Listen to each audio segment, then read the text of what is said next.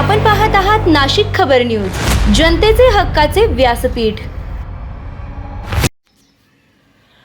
नाशिकमधील सरकारवाडा पोलीस ठाण्यात दाखल असलेल्या म्हाडा आणि शासनाची फसवणूक प्रकरणात मोठी कारवाई करण्यात आली आहे। या प्रकरणात तहसील कार्यालयातील मंडळ अधिकारी दिलीप कचरू वामन आणि सेवानिवृत्त मंडळ अधिकारी श्याम एकनाथ बोरसे यांना अटक करण्यात आली आहे। सरकारवाडा पोलीस ठाण्यात भारतीय न्याय संहितेच्या विविध कलमान्वये दाखल गुन्ह्याच्या तपासात दोन्ही आरोपींनी भूमी अभिलेख कार्यालयाकडील बनावट मोजणी नकाशे, हिस्सा फॉर्म क्रमांक 412 गट बुक आणि इतर कागदपत्रांची योग्य पडताळणी न करता फेरफार नोंदी मंजूर केल्याचं निष्पन्न झाले। तसेच काही प्रकरणांमध्ये तहसील कार्यालयाचे आदेश किंवा पत्र नसतानाही विकसक, जमीन मालक आणि गुंतवणूकदारांशी संगनमत करून 14 सर्वे किंवा गटांतील फेरफार नोंदी प्रमाणित केल्याचा आरोप आहे। या गैरप्रकारामुळे म्हाडा आणि शासनाची फसवणूक झाल्याचा ठपका ठेवण्यात आला आहे। दोन्ही आरोपींना 27 जुलै 2026 रोजी अटक करण्यात आली असून न्यायालयानं त्यांना 7 दिवसांची पोलीस कोठडी सुनावली आहे। या प्रकरणाचा पुढील तपास सरकारवाडा पोलीस करत आहेत।